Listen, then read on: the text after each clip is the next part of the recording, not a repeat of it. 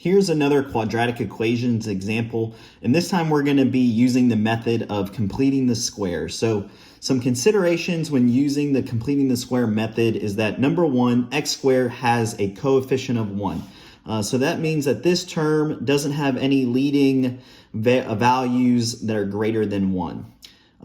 Number two, the left side must start in the form x squared plus bx. So we'll have to manipulate this to get it into that form. And then number three, what we do to one side, we must do to the other.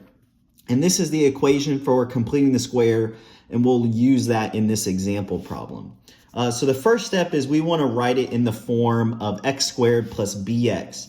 So in order to do that, we can use some simple algebra manipulation to go ahead and subtract the 1 onto the other side. And here we have it into the form x squared plus bx, where the b term is -6. So don't forget the negative, right? Just because this subtraction is here, it's also part of the 6 with respect to the b term. So the next step is we can go ahead and use the equation. So right here, we'll have the equation that's plugged in from the equation given earlier. So we have x squared plus -6x plus -6 over 2, which is squared, which is going to be equal to -1 plus -6 over 2 squared. And so as you can see here, we're using this term number 3, or this consideration number 3, by adding something to the left-hand side. We also need to add it to the right-hand side. So after a little bit of algebra manipulation, you can see that we have this term on the left-hand side as well as this term on the right-hand side.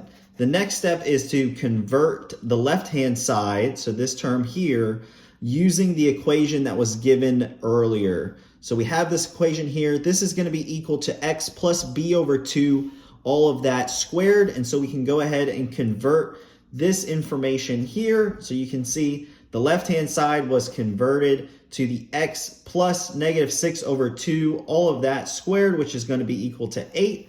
And then we can further simplify that. And the last step is that we can go ahead and solve this expression. So we have x minus 3 squared. We're going to square root that, which is going to be equal to the square root of 8.